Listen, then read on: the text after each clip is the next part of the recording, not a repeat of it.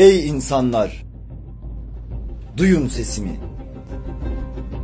Ben de sizler kadar insanım ey dünya. Ben de Müslümanım ey İslam alemi.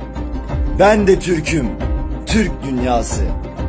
Ben Doğu Türkistan'ım. Ben Ulu Türkistan'ın sınır boyu. Ben Türk milletinin ana yurduyum. Ben esirim. Bilir misiniz? Çin zulmü altında onlarca yıldır kan ağlıyor evlatlarım. Zindanlarda çürüyor alimlerim, masum çocuklarım. Onlar sadece Türk'üm dediği için, Çin zulmüne boyun eğmediği için esir.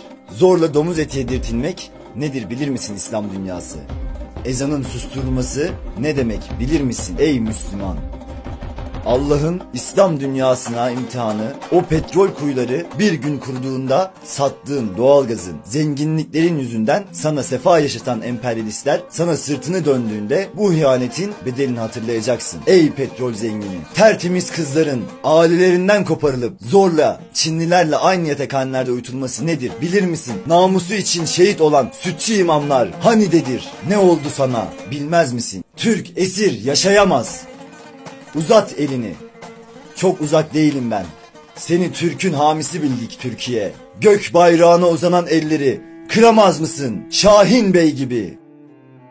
Ne cihana savaş aç beklerim senden, ne de yık alemi. Yalnızca ayağa kalk ve kükre. Tarih yazan gür sesinle. Değişsin bu kara yazgı. Dur de bu hayasızca akına. Çanakkale'de dur diyen iradenle. Kükre yeter Türkiye'm. Türkiye Doğu Türkistan'a hürriyet desin yeter. Doğu Türkistan'da, Kudüs'te, Kıbrıs'ta namusumdur desin devletimiz yeter. Sen yüzünü kardeşine dön Türkiye'm. Uzak değilim ben sana. Biliriz sen yürürsen melekler yürür ardın sıra. Sen yürürsen şehitler yürür. Çanakkale'deki, Sakarya'daki, Kocatepe'deki, Kıbrıs'taki gibi.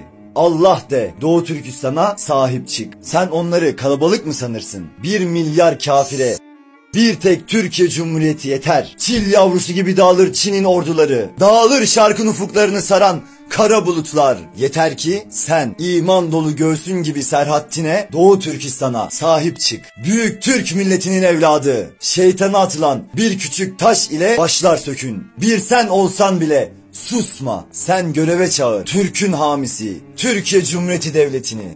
Ses versin insanlığını unutmamış tüm insanlar. Ses versin aynı gök kubbenin altında aynı kıbleye secde eden Müslümanlar. Susmasın tarih yazan büyük Türk milleti.